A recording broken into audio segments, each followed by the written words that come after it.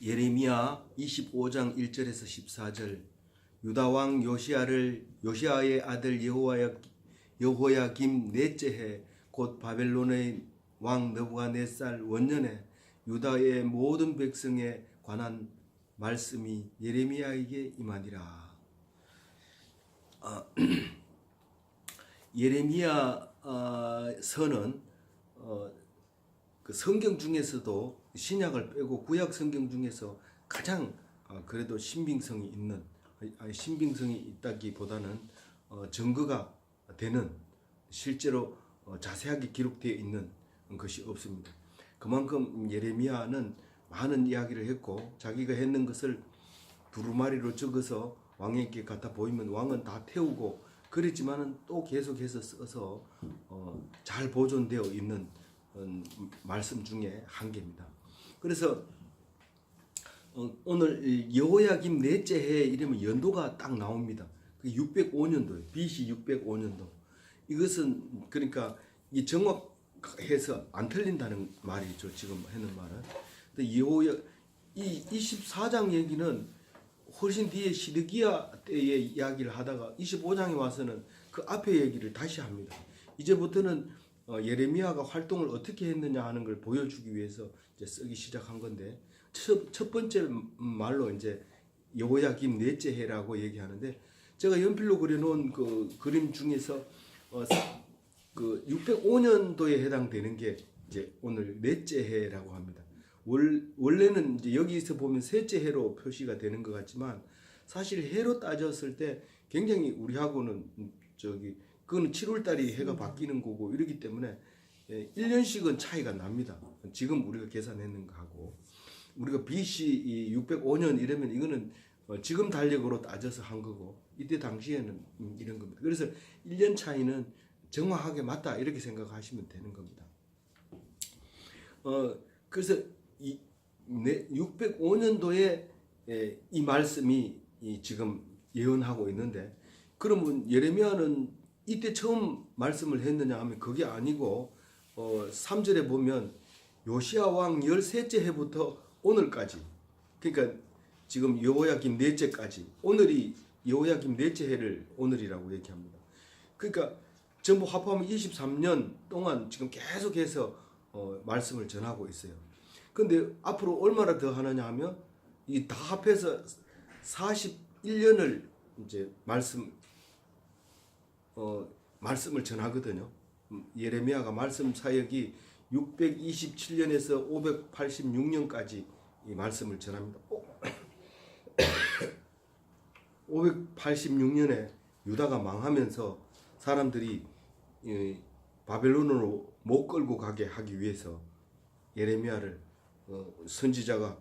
훌륭한 선지자가 예레미야에 가면 바벨론에 가면 자기들이 불리하니까 이 남아있는 잔당들이 예레미야를 강제로 끌고 이집트로 갑니다. 그게 이제 586년이 돼요. 그래서 그 무대가 망한 연도가 정확하게 586년이 됩니다. 그래서 끌고 이집트로 가버리는데, 총 합해서 41년 중에 23년째가 바로 여호야김 넷째 해다, 그 얘기를 하고 있습니다. 그 넷째 해에 이 말씀을 이제 선포하고 있는데, 사실은 첫 번째 했는 말이나 지금 했는 말이나 또 앞으로 할 말도 다 똑같은 말입니다. 왜 똑같은 말을 반복하는지 오늘은 생각을 좀 해봐야 돼요.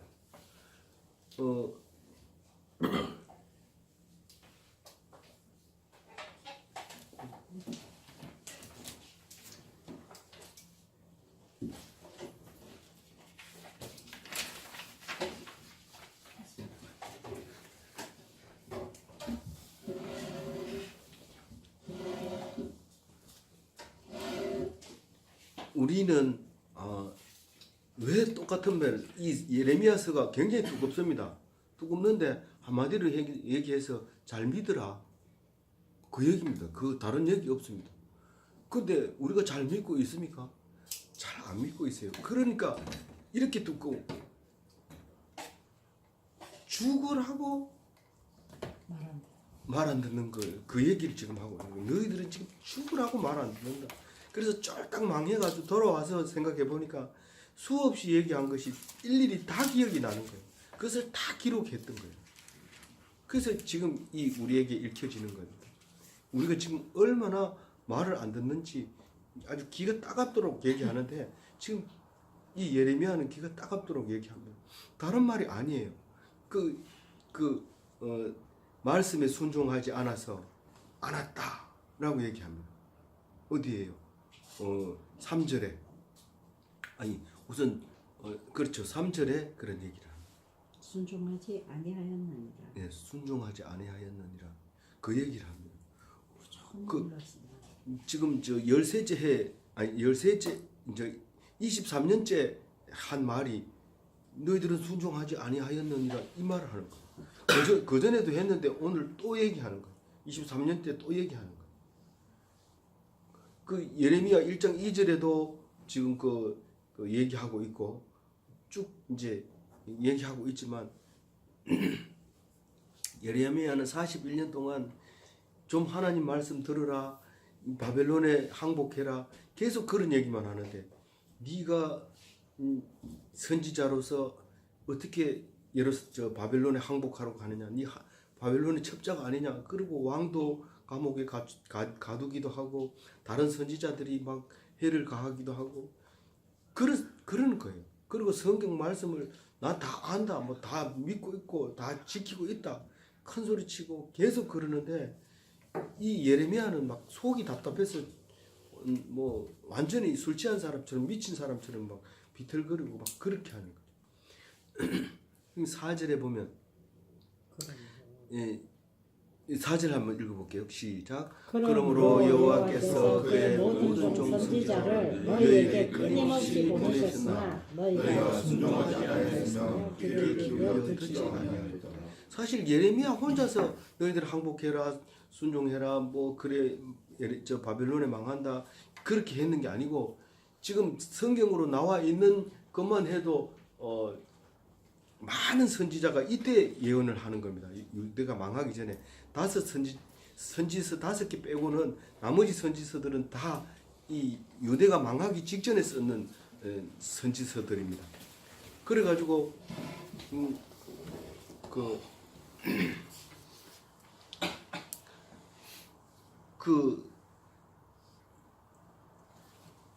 유대 그런데도 불구하고 말을 안 들었다는 거죠. 그 얘기를 또 오늘 더 말하고 있는 거. 끊임없이 선지자를 보냈음에도 불순종했다. 그리고 이제 5절부터는 이제 돌아오라고 말했는데 너희들이 거부했다 하는 말을 구체적으로 얘기합니다. 이 모양만 다르지 같은 말이에요. 5절 한번 같이 읽어봅니다. 시작. 그가 이르시기를 너희는 각자의 악한 일과 악행을 버리고 돌아오라. 그리하면 나 여호와가 너희와 너희 조상들에게 영원부터 영원까지 주는 그 땅에서 살리라. 돌아오면은 어떻게 한다고요? 그 땅에서 살게. 그 땅이 어디냐면 영원부터 영원 전부터 너들 땅이고 영원까지 너의 땅인데 돌아오면 여기 살지만 안 돌아오면 여기서 못 산다 그런 뜻입니다. 다 알고 있어요. 알고 있죠. 그런데 악한 길이 뭐고 악행이 뭔지 모릅니다. 아니 내가 조금 거짓말했는데 내가 좀 사기쳤는데 그게 왜 죽을 일입니까? 난 그래도 예루살렘에 살래요. 네가 살 수 있는지 보라. 안식일을 지키라고 그렇게 얘기했는데 안식일 안 지켜. 그러니까 강제로 바벨론에 끌고 가면서 하나님이 뭐라고 하냐면 니들이 지키라는 안식일을 안 지켰기 때문에 내가 강제로 끌고 간다. 나중에 70년 끝난 뒤에 돌아와 보니까 이 토지가 산처럼 잡초가 쌓여 있어요. 그래서 그게 뭘로 보여요? 이 땅이 이제 안식하고 나서 힘을 얻어서 그 다음에 곡식을 심으니까 곡식이 엄청 잘 되는 거예요. 그래서 땅도 쉬게 해야 되지 계속 그거 하게 되면 안 돼요. 그래서 사람들은 땅을 쉬게 하기는 싫고 그러니까 아주 산에서 새흙을 파다가 땅을 메꿉니다. 그러면 그걸 객토라고 그러는데 그 흙을 갖다가 논에다가 넣고 심으면 벼가 잘 자라는 거죠. 그와 같이 이 쉬라고 할 때 쉬게 해줘야 되는데 쉬게 하지 않았는 것 때문에 그렇다는 거예요. 내가 너희들을 위해서 그런 거지. 근데 농사를 지어 보면요, 한 해 농사를 안 지면 그 해는 굶어야 되고 얻어 먹어야 되고 이러니까 절대로 그렇게 하기 싫으니까 결국은 이제 농사를 지어버립니다. 안식년을 안 줍니다. 쉬게 안 합니다. 그렇게 하다 보니까 결국은 안식년 안 쉬어도 돼. 이렇게 돼버리고 결국은 이제 바벨론에 망하는 일이 생겼다는 겁니다. 우리가 이 하나님을 안 믿는 사람 입장에서 생각해 보면 정말 그럴까요?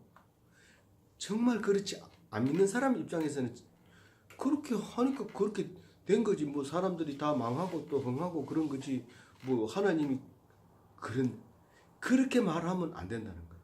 하나님이 이렇게 했기 때문에 이렇게 했다는 사실을 유대인만은 알아듣는 거예요. 다른 사람은 못 알아듣는 거예요. 참 놀라운 책이에요. 이걸 읽어보면 6절 한번 읽어봅니다. 너희는 다른 신을 따라다니며 섬기거나 변하지 말며 너희 손으로 만든 것으로 나의 노임을 입지 말라. 그리하면 내가 너희를 해하지 아니하리라 하였으며. 이 다른 신을 따라다니는 거예요. 그래도 우리 그 기독교가 들어오기 전에는 우리는 신이 엄청 많았어요. 뭐 저 복숭아 나무 밑에 가면 그 신성하다 그러고 도토리 나무 밑에 가도 신성하고 또 이 저 두릅나무 밑에 가서도 신성하고 여러분들은 못 경험했지만 우리가 옛날에 말라리아 걸리면 그 복숭아 나무 잎사귀를 가지고 뭐 거기다 글자를 써서 강에 버리기도 하고 그 가지로 해초리를 만들어서 때리기도 하고 새벽 일찍 일어나서 드럼나무 밑에 가가지고 뭐 이렇게 그 앞에 가서 뭐라고 얘기하고 가고 이럽니다. 그게 수없이 많아요. 자기 멋대로 막 만들어냅니다. 무슨 바위 밑에 가서 촛불 켜고 뭐 돼지 머리 갖다가 바치고.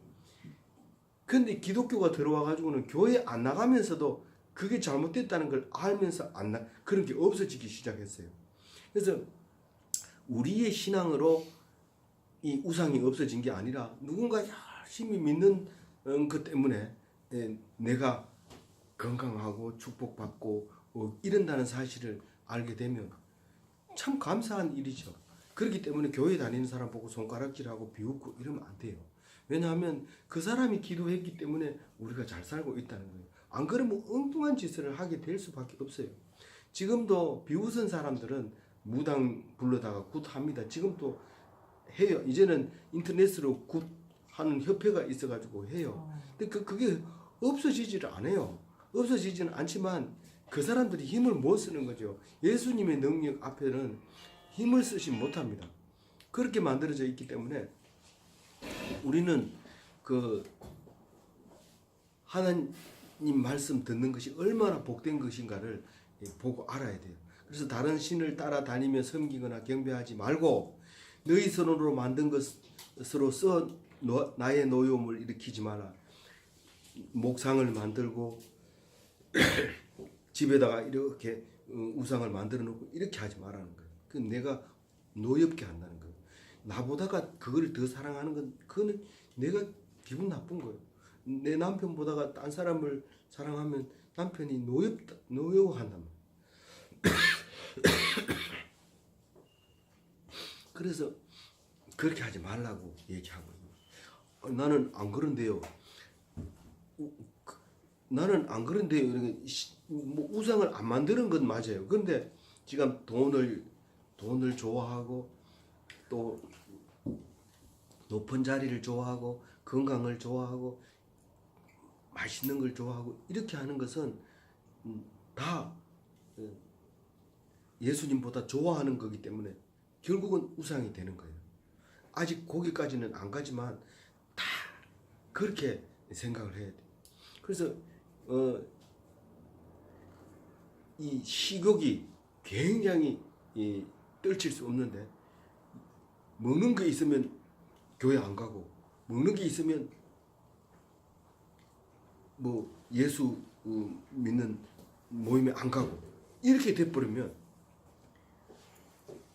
안 되는 거죠. 그거는 예수님이 싫어하고 미워하는 거죠. 그래서 이걸 깊이 묵상해 보면 저는 오늘 아침에 이런 생각을 했어요. 뚱뚱하게 막 살이 이 통제가 안 될 정도로 지는 사람이 예수 나는 잘 믿는다 이러면 그건 사실은 이 나는 거짓말하고 있습니다 이런 표현이나 마찬가지다 이래 생각하면서 내가 굉장히 부끄러워졌어요 오늘 아침에. 이렇게 여러 번 그 하나님을 섬기라고 얘기하는데 왜 이렇게 여러 번 얘기할까? 나는 하나님을 섬긴다고 생각하는데 그게 아니라는 거예요. 그게 아니라는 거예요. 다시 한번 생각해 봐라는 거예요. 7절을 아니 그 6절에는 우상을 버리면 어떻게 해준다고요? 우상을 버리면 너희를 해하지 않겠다. 해하지 않겠다. 해롭게 안 하겠단 말이에요. 노여움을 안 근데 해. 우리가 그 먹는 게 우상이 되면 뭐가 스스로 해하게 되는데 어떤 현상이 일어나요? 살이 쪄서 고혈압이 오고 비만이 오면 그 스스로 불쌍하게 죽게 되는 거예요. 그게 너희가 스스로 결국은 이제 해하게 되는데 그 얘기를 7절에 하고 있어요. 읽어볼게요 같이. 너희가 내 말을 순종하지 아니하고 너희가 손으로 만든 것으로서 나의 영광을 이루어 스스로 하였느니라. 여호와의 말씀이니라. 예, 거기 스스로 만든 거는 우상으로 말하는 거 아닙니까? 여기서는 우상으로 만든 게 맞죠. 근데 저는 사실 그 백모 씨라고 하는 분이 그 TV에 계속 나와서 스스로 자기 손으로 만든 거 있잖아요. 그게 다 입으로 들어가는 거예요. 그거가 바로 그렇게 느껴졌어요. 이게 오늘 아침에는. 그래서 그 사람 프로그램이 인기 좋잖아요. 엄청 백종 뭐 그 사람 말을 하는 거예요. 그 사람이 그 만든 그것을 모든 사람이 보면서 배가 부른데도 또 먹고 이렇게 해서 스스로 해롭게 돼버리는 거예요.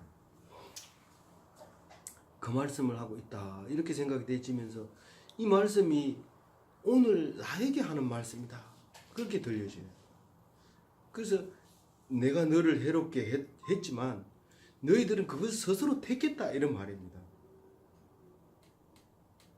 8절 읽어봅니다. 그러므로 만군의 여호와께서 이와 같이 말씀하십니다. 너희가 내 말을 듣지 아니하느니라. 이 말을 안 해도 알잖아요. 나 그럼 여러분 앞에서 여러 번 했는데 또 합니까? 기가 따갑도록 얘기합니다. 아주. 그런데 나중에 망해놓고 나면 이게 아이고 이거를 맨날 얘기 들었는데 왜 이걸 못 알아들었을까 이렇게 생각이 나게 되는 거예요. 그래서 이렇게 계속해서 쓰는 거예요. 그런데 그 9절에 보면 어떻게 된 말을 안 들었느냐 하면 이 말을 안 들었기 때문에 이제 유다가 이제 멸망하게 된다는 것을 얘기합니다. 너희들이 내 말을 안 들었기 때문에 너희들이 멸망한다. 어떻게 멸망하냐면 북쪽에서 군대가 내려와서 느부갓네살이 사람들을 데리고 와서 너희들을 치는데 완전히 진멸하겠다는 거예요. 너희들을 진멸하면은 그 길목에 있는 예루살렘은 완전히 길목에 있습니다. 어떤 길목에 있냐면 메소포타미아와 이집트의 그 길목에 있습니다. 그래서 지나가는 사람마다 야 그렇게 화려하던 집이 왜 저렇게 망했냐 왜 저렇게 됐느냐 그러면서 큰 소리를 웃지도 못하고 살살 이렇게 입을 다물고 이렇게 얘기하는 게 그 얘기입니다. 9절 같이 읽어봅니다. 보라 내가 북쪽 모든 종족과 내 종들을 왕 느부갓네살을 불러다가 이 땅과 그 주민과 사는 모든 나라를 쳐서 진멸하여 그들을 놀램과 불순거리가 되게 하며 할 것이라. 여호와의 말씀이니라. 그 북쪽에 이제 모든 종은 나중에 이제 보면 이제 느부갓네살하고 합해가지고 연합군을 이루어서 이제 같이 내려옵니다. 그런데 내려와서 진멸하게 되는데 이 느부갓네살을 내 종이라고 얘기했어요. 하나님이 내 종이라고 얘기하면 아니 이스라엘 백성의 하나님이 어떻게 내 종 이스라엘 백성을 내 종이라 하면 몰라도 왜 바벨론 왕 느부갓네살을 내 종이라 합니까? 내가 그렇게 너희들을 망가뜨리겠다는 거죠. 그러니까 이 천지를 지으신 하나님이 내가 한 일을 시키는 것은 시키는 대로 하는 게 다 내 종이죠. 근데 그걸 모르고 이스라엘 백성은 선민 사상에 젖어 있어서 우리는 출애굽의 하나님이 우리를 사랑하신다 이렇게 생각을 하고 계속해서 잘못된 선민 사상 때문에 미움받고 결국은 혼나게 되고 망하게 되는 것을 알 수 있습니다. 잘못되면 안 돼요. 우리가 하나님이 나를 사랑한다 해서 너를 미워한다 이렇게 생각하면 안 됩니다. 그렇게 생각을 하지 말라고 하니까 우리 아들이 군대 가서 훈련 받을 때 너무 미워서 조교를 없애달라고 기도를 하고 있는데 그 조교가 아무리 봐도 교회 다니는 것 같아요. 그래가지고 막 그 기도도 못하는 거예요. 그래서 하나님이 저 조교도 하나님 믿을 텐데 그러면 나는 어떻게 기도해야 됩니까? 막 답답해서 기도도 못하고 이랬다는 거예요. 그게 제대로 한 거예요. 모든 그 하나님이 나에게 줬다고 봐야 되지 못된 사람이 스스로 그랬다고 생각하면 안 되죠. 그러면 힘들어지죠. 그래서 이제 진멸하게 될 텐데 이 진멸은 하렘이라는 단어를 사용하는데 이것은 남겨두면 안 됩니다. 사람이 취하면 안 돼요. 그래서 진멸해라 그러면 거기에 남겨가지고 전리품으로 취해가는 게 아니고 보통 이때는 전쟁을 해서 그 취득했는 것으로 먹고 사는 때인데 그거를 다 태워버리고 다 없애버리면 어떻게 합니까? 그러나 그 생각 자체를 없애버리게 하려면 진멸해야 돼요. 놔둔 이거 만든 거 금으로 만들었네. 우상을 금으로 만들었다고 좋다고 나중에 팔면 돈 되겠다 이러면서 없애라고 했는데 숨겨가지고 이걸 숨겨가지고 집에 갖다 놓으면 바로 하나님이 징계가 들어갑니다. 그런 게 이제 진멸 헤렘입니다.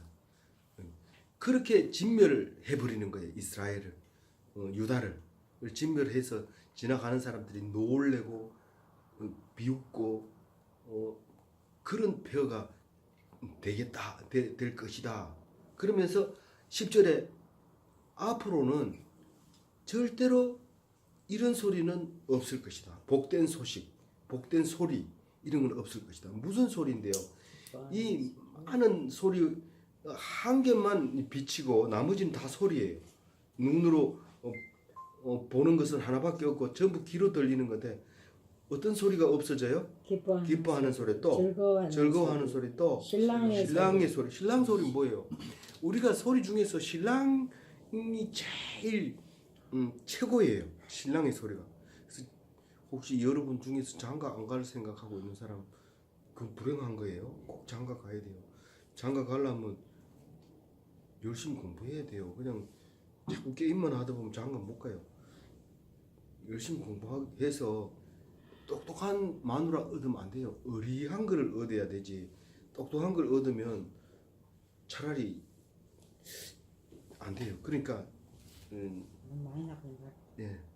여기 여자가 없으니까 제가 하는 소리예요. 아, 여자 있구나. 하여튼 좀 그래야지 가서 신랑으로서 폼이 나는 거예요. 신랑이라고 해가지고 각시가 벌어준 돈만 가지고 앉아 있으면 신랑 구실을 못해요. 그러니까 열심히 하세요. 예. 신랑이 최고 높아서 옛날에 임금이 쓰던 옷을 입혀요. 옛날 그 결혼식에 가면 신랑은 임금이 입는 옷하고 똑같은 사모관을 쓰고 그리고 이제 결혼식을 한단 말이에요. 그러니까 신랑의 소리가 굉장히 지금 좋은 소리예요. 신부의 소리는요. 신부의 소리는 뭐 신부가 최고였죠. 가마 타고 누가 그 가난한 집 아가씨가 결혼한다고 가마 태워가지고 갑니까? 근데 신부가 되면 그렇게 가마를 탈 수 있어요. 맷돌 소리 뭔 소리예요? 음식을 만드는 소리니까 음식을 그냥 그 귀리를 그냥 먹는 게 아니라 갈아서 그렇게 해서 그래서 먹으면 맛있고 많이 먹을 수 있고 그렇게 하는 거예요. 맷돌 소리가 안 나요. 그리고 어디 뭐가 안 보인다고요? 빛이 꺼졌다. 빛이 안 보여요. 밤이 되면 깜깜해요. 인공위성에서 내려다보면 남한은 불이 이렇게 밝은데 북한은 깜깜해요. 그렇게 될 거라는 거예요. 11절에 읽어봅니다. 시작. 이 모든 땅이 뼈가 되어 너희를 이루게 하시며 이 민족들은 70년 동안 바벨론의 왕을 섬기리라. 이 70년 동안만 바벨론을 섬기게 되는데 만 이런 말을 썼지만 사실은 70년간 거기서 쇠 빠지게 고생하고 하나님 말씀 안 들었다는 사실을 알고 돌아와서 이 성경을 완성하게 되면서 우리에게 큰 은혜를 만들어 주게 되는 것입니다. 그런데 70년 뒤에는 어떻게 된다는 뜻이냐 하면 12절부터 나오는 겁니다.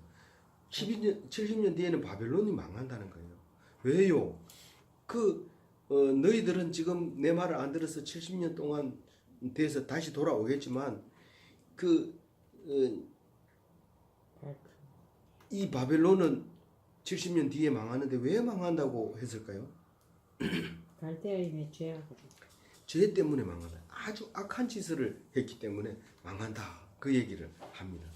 12절 읽어봅니다.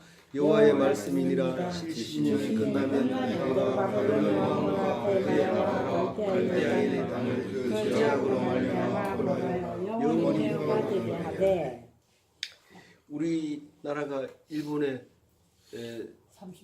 36년을 이제 압제를 당하고 있었습니다. 그 압제 당하는 동안 우리가 잘못한 걸 엄청 많이 생각했습니다. 이 산골에 들어가서 자기들만 살면 된다고 생각하고 살지만 결국은 힘이 들어와 가지고 다 곡식을 빼앗아가고 농사 지으면 다 빼앗아가고 또 툭하면 와가지고 사람 잡아가고 그런 일본 시대에 살던 사람들이 하나님을 향해서 기도했습니다. 내가 뭐 예수님은 모르지만 늘 마음속으로 하나님께 호소를 했는데 기독교가 딱 들어오면서 급속도로 흡수력이 좋아져 버린 거죠. 그래서 나라가 갑자기 이렇게 잘 살게 되는 것입니다. 그러나 잘 살게 되니까 또 기독교는 점점 멀어가고 교인 수는 줄어들고 교회는 싸움만 하고 그렇게 되는 거죠. 그것을 선포해야 되죠. 그래서 예레미야는 선포합니다. 13절에 어떻게 선포하는지 읽어봅니다. 내가 그 땅을 향하여 선언한 곧 예레미야가 모든 민족을 향하여 예언하고 이 책에 기록한 나의 모든 말을 그 땅에 임하게 하리라.